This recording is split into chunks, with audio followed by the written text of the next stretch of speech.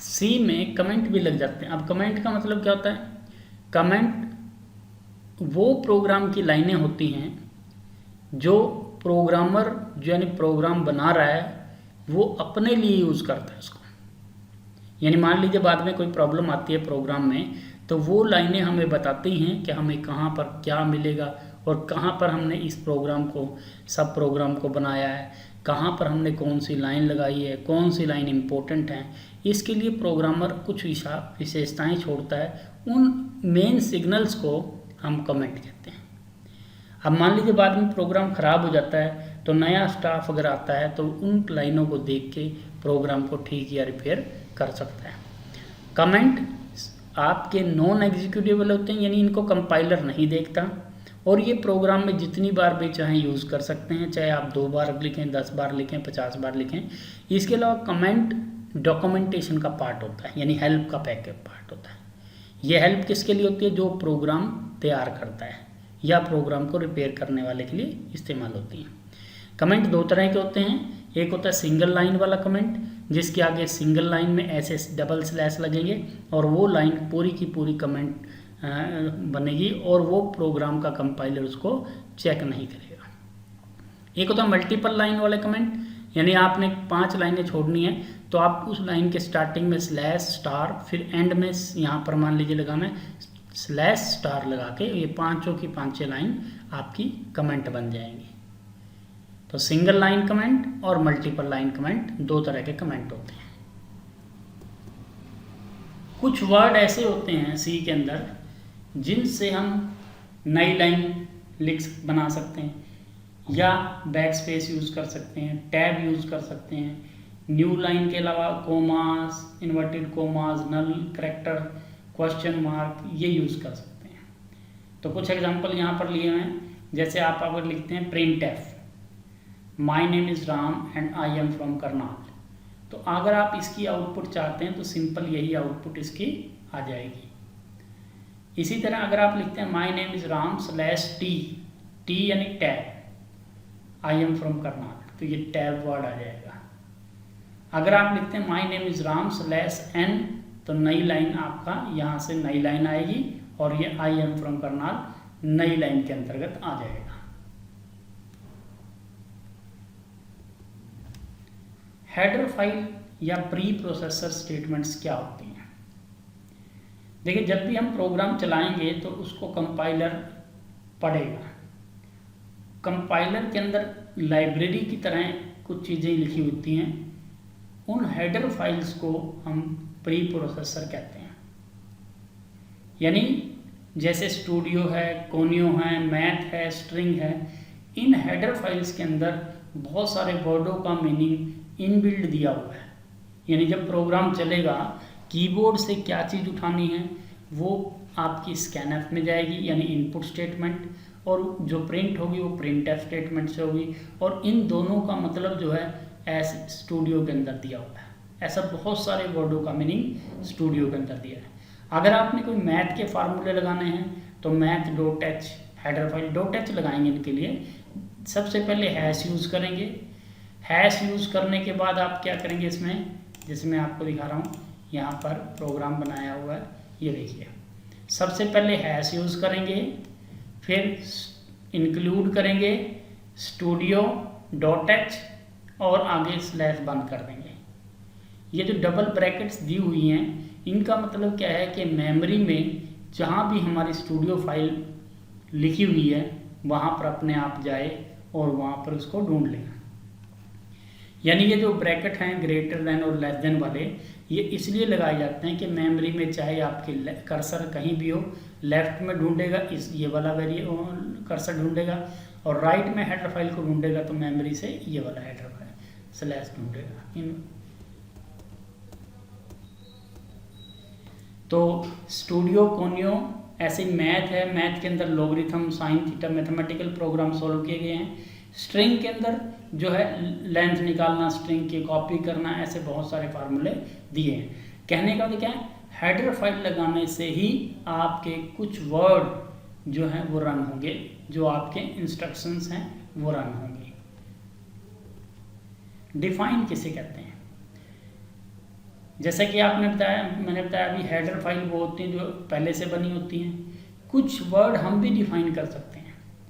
उन वर्डों को डिफाइन करने के लिए जैसे पाई की वैल्यू यहाँ पर फिक्स कर दी है कि 3.1415 है, पासिंग मार्क्स जो है 40 हैं, तो उन वर्डों को डिफाइन करना क्या कहलाता है? डिफाइन वर्ड कहलाता है। तो सबसे पहले हैश लगाना है, फिर आगे डिफाइन लिखना है, फिर जो वेरिएबल यूज़ करना है उसके लिए वो लेना है, फिर जो उसकी वैल्यू कांस्टेंट करनी है वो लेनी पड़ेगी। तो रूल क्या है इसका? इनके बीच में कोई स्पेस नहीं होता। दूसरा रूल क्या है? हमेशा पहली लाइन में हैश लगेगा, सेमीकोलन इसमें नहीं लगेगा क्योंकि सेमीकोलन आप यूज़ नहीं करेंगे, स्टॉप नहीं करना उसको। इक्वल टू का साइन आप नहीं लिखेंगे, और अगर आपने वेरिएबल को लोअर लिया है तो नीचे भी लोअर लेना पड़ेगा, और अपर लिया है तो नीचे भी अपर लेना, यानी सेम आपको केस सेंसिटिव है ये। आपने जैसा ऊपर वर्ड यूज़ किया है वैसा ही नीचे यूज़ करना पड़ेगा। प्रोग्राम का स्ट्रक्चर क्या है? कैसे हम सी के अंदर प्रोग्राम बनाएंगे? देखिए, सबसे पहले आप अपनी लाइन में आप अपने प्रोग्राम का नाम लिख सकते हैं। सबसे पहले लाइन प्रोग्राम का नाम लिखेंगे, फिर यहाँ पर लिंक सेक्शन में या हेडर फाइल आप ऐड करेंगे। कोई चीज़ डिफाइन करनी है वो यहाँ लिखेंगे, हेडर फाइल जैसे स्टूडियो कोनियो यहाँ लिखेंगे। इसके बाद अगर कोई वेरिएबल ग्लोबली डिफाइन करना है, ये मैं आपको फंक्शन वाले चैप्टर में बताऊंगा, तो वहाँ पर लिखेंगे। मेन प्रोग्राम यहाँ शुरू हुआ है और यहाँ पर बंद हो गया, यानी हमारा ये प्रोग्राम जो है मेन प्रोग्राम का पार्ट होगा। इसके अंदर क्या होगा? ब्रैकेट्स के अंदर पहला रूल क्या है? 2 रूल है इसके अंदर। पहला रूल क्या है? हर लाइन को क्लोज करना है, जैसे आप देख रहे हैं सेमीकोलन लगाए हैं हर लाइन के बाद। दूसरी बात क्या है कि स्मॉल वर्ड आप यूज़ करेंगे रिजर्व वर्ड के लिए, और प्रिंट एफ में आप चाहे कैपिटल लिखें चाहे आप लोअर लिखें, लेकिन स्कैन एफ वेरिएबल में ना तो स्पेस आएगा लाइन में, ना तो स्कैन एफ लाइन में स्पेस आएगा, ना ही कोई बड़ा वर्ड आएगा। इसके अंदर इनपुट स्टेटमेंट होगी, उसके बाद वेरिएबल डिक्लेयर करेंगे पहली लाइन में। वेरिएबल में जितने भी आपने वैल्यू यूज़ करनी है आगे पहले वो देनी पड़ती हैं। फिर आपने जो स्टेटमेंट स्कैन करानी है, इनपुट होता है जो वैल्यू हमने कंप्यूटर में कीबोर्ड के द्वारा डालनी है। फिर प्रोसेस कराएंगे, जो आपने प्रोसेस करना है, जमा घटा मल्टीप्लाई, फिर आंसर आपका यानी आउटपुट में आएगा। ये हमारा प्रोग्राम बनाने का एक पैटर्न होगा। और अगर आपने फंक्शन तैयार करने हैं वो इसके नीचे अलग प्रोग्राम के नीचे आएंगे फंक्शंस। तो ये मैंने आपको अभी बताया, ये फंक्शन हो गया मेन। इनपुट स्टेटमेंट और आउटपुट स्टेटमेंट क्या होती है सी में?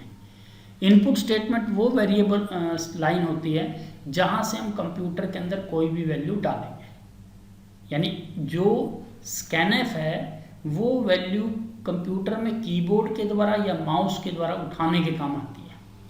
जैसे आपने क्या करना है, इस तरह लिखना है स्कैनएफ %d एंड वर्ड, इसके लिए ऑपरेटर यूज़ करना है ए वेरिएबल इसमें चला गया, बी वेरिएबल इसमें चला गया, यानी 2 वेरिएबल को हमने कंप्यूटर के अंदर स्कैन करना है, कीबोर्ड से उनकी वैल्यू ऐड करनी है।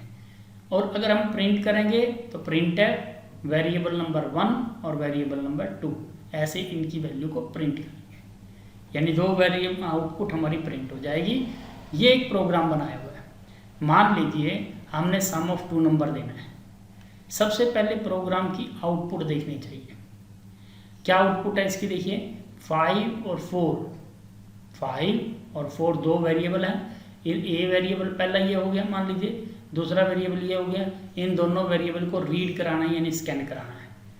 दोनों वेरिएबल सम होंगे, जैसे यहाँ c = a + b, यानी पहले 2 वेरिएबल स्कैन कराए, फिर c = a + b यानी a + b ये हो गया, फिर a × b यानी ये हो गया।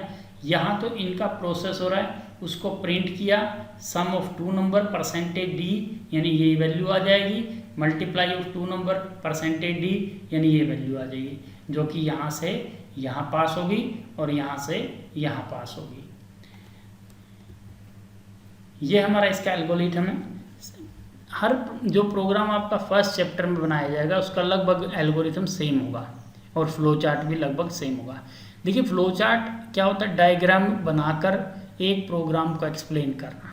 फ्लो चार्ट के कई बेनिफिट होते हैं। पहला बेनिफिट है कि प्रोग्राम बनाना आसान रहता है, उसको समझाना इजी रहता है और स्टेप्स का पता लग जाता है।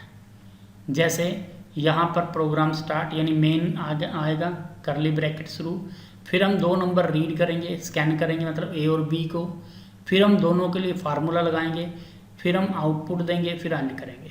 यानी स्टार्ट का और एंड का दोनों का सेम डिब्बा बनेगा सर्कल वाला। रीड नंबर और राइट यानी आउटपुट वाला, रीड और आउटपुट दोनों का सेम डिब्बा होगा, 45 डिग्री के एंगल पे ये झुके हुए होंगे। और प्रोसेस वाला ये आपका रिएक्टेंगल बिल्कुल स्क्वायर होगा। यानी हम 2 नंबर को रीड करेंगे, फिर उसमें फार्मूला लगेगा, आउटपुट होगी, देन स्टॉप होगा। यही प्रोग्राम की सिस्टमेटिकल तरीके से लिख देना एल्गोरिथम कहलाती है। इसमें हम स्टेप 1 में क्या कर रहे हैं, रीड कर रहे हैं ए और बी को, फिर फार्मूला लगेगा, फिर आउटपुट आएगी COT। अभी हमारे पास है एंटर द रेडियस। इसमें हमने वैल्यू डिफाइन की हुई है। डिफाइन का मतलब किसी भी वैल्यू को फिक्स करना। जैसे हमने डिफाइन किया पाई की वैल्यू 3.14, यहाँ पर हमने इसका यूज़ किया है, यानी यहाँ आपने अपना ऑटोमेटिकली वैल्यू 3.14 लेगा इंटू आर। आर मतलब जो हम यहाँ रीड करेंगे वैल्यू वो यहाँ आएगी R इंटू आर। इसके बाद ये वैल्यू जो एरिया निकला है ये प्रिंट होकर यहाँ पर स्टॉप हो जाएगा। अब ये हमारे पास है सिंपल इंटरेस्ट का प्रोग्राम। इसकी एल्गोरिथम भी मैं आपको बता रहा हूँ और फ्लो चार्ट भी। देखिए सबसे पहले आंसर देखिए, कोई भी प्रोग्राम बनाने के लिए सबसे पहले आंसर देखना होता है। जैसे हमने यहाँ करनाल फाइनेंस कंपनी कांस्टेंट लिखना है तो हम उसको सीधा प्रिंट करेंगे, करनाल फाइनेंस कंपनी, यहाँ पर यूं का यूं प्रिंट आ जाएगा। कस्टमर का नेम जो है कैरेक्टर वेरिएबल लेंगे, पहले वेरिएबल डिक्लेयर करेंगे कैरेक्टर नेम, नेम के अंदर 20 वर्ड आ सकते हैं, हमने यहाँ पर A लिखना है। फिर हमने कहा इंटीजर में टी यानी टाइम, टाइम को हम स्कैन कराएंगे %D में, और अमाउंट रेट वो हमारा %F में होगा, फ्लोट होगा। उसके बाद हम फार्मूला लगाएंगे। फार्मूले में ये प्रोसेस आएगा simple interest equal to amount into rate into time into 100 divide by 100, और वो जो सिंपल इंटरेस्ट निकला वो यहाँ पर प्रिंट आ जाएगा, यानी आंसर यहाँ पर प्रिंट आ रहा है। ये हमारा इसके अंदर ऑप्शन था।